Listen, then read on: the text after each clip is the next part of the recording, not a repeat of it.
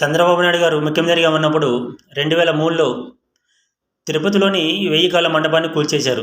అప్పుడు పవన్ కళ్యాణ్కి కానీ, చంద్రబాబు నాయుడు గారికి కానీ సనాతన ధర్మం గుర్తుకు రాలేదు. అలాగే 2014 నుంచి 2019 వరకు ముఖ్యమంత్రిగా ఉన్న చంద్రబాబు నాయుడు గారు కృష్ణా పుష్కరాల టైంలో రోడ్ల విస్తరణ పేరుతో రోడ్ల పక్కన ఉన్నటువంటి దాదాపు 40 గుళ్లను కూల్చేశారు.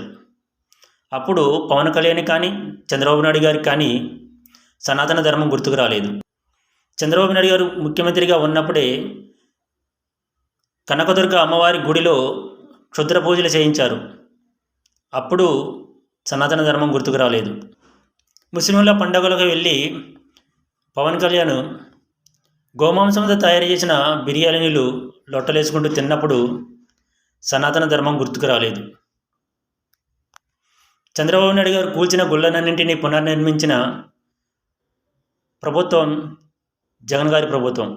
అలాగే దేశవ్యాప్తంగా తిరుపతి వెంకటేశ్వర స్వామికి ఆలయాలు కట్టించినది జగన్ గారి ప్రభుత్వం హయాంలోనే.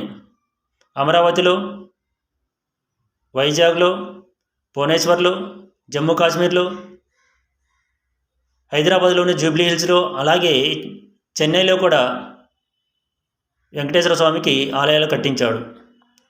అలాగే టీటీడీ సహకారంతో అమెరికాలో కూడా వెంకటేశ్వర స్వామికి ఆలయం కట్టించాడు జగన్ గారి ప్రభుత్వ హయాంలోనే.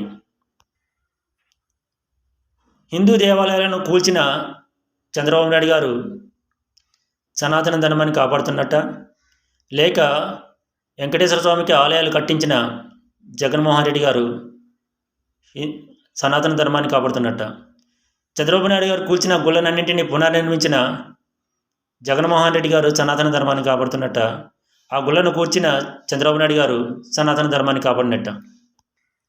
చంద్రబాబు నాయుడు గారు గతంలో 15 సంవత్సరాలుగా ముఖ్యమంత్రిగా ఉన్నప్పుడు ఎప్పుడూ ఒక్క ఆలయాన్ని కూడా నిర్మించలేదు. కానీ 40 గుళ్ళ వరకు కూల్చేశారు. అట్లాంటి చంద్రబాబు నాయుడు గారు నేను సనాతన ధర్మాన్ని కాపాడుతూ అంటున్నారు. కేంద్ర ప్రభుత్వంలో ఎన్డీఏతో భాగస్వామిగా ఉన్న టీడీపీ జనసేన విశాఖ ఉక్కును అమ్మకానికి పెట్టేసరికి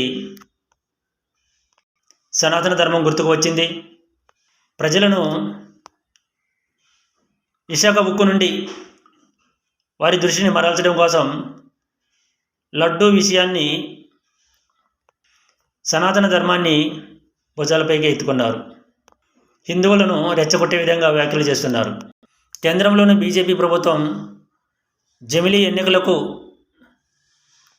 వెళ్ళే ఉద్దేశంతో రాష్ట్రంలో అలాగే దేశంలోని హిందువులను రెచ్చగొట్టే విధంగా, మత విద్వేషాలు రెచ్చగొట్టే విధంగా వ్యాఖ్యలు చేస్తున్నారు రాష్ట్రంలోని కూటమి నాయకులు.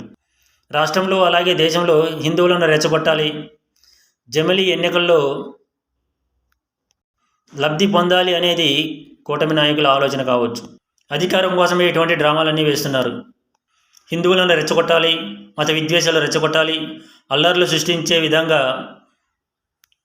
విద్వేషాలు రగల్చాలి, శాంతి భద్రతలకు విఘాతం కలిగించాలి, హిందువులను రోడ్లపైకి తీసుకురావాలి, వీటన్నింటినీ ప్రతిపక్షాలపై రుద్దాలి. ఇదే కూటమి నాయకుల యొక్క ఆలోచన. దీనికంతటికీ గుజరాత్లో స్క్రిప్ట్ తయారైంది. అక్కడ బీజేపీ నాయకులు యాక్షన్ చెప్పారు. ఇక్కడ పవన్ కళ్యాణ్ యాక్టింగ్ మొదలుపెట్టాడు. ముందు ఎన్ని ఘోరాలు చూడాల్సి వస్తుందో ఆంధ్రప్రదేశ్లో. పవన్ కళ్యాణ్ని ఎమ్మెల్యేగా గెలిపించడం అనేది ఆంధ్రప్రదేశ్ ప్రజల యొక్క స్వయం కృతాపరాధం.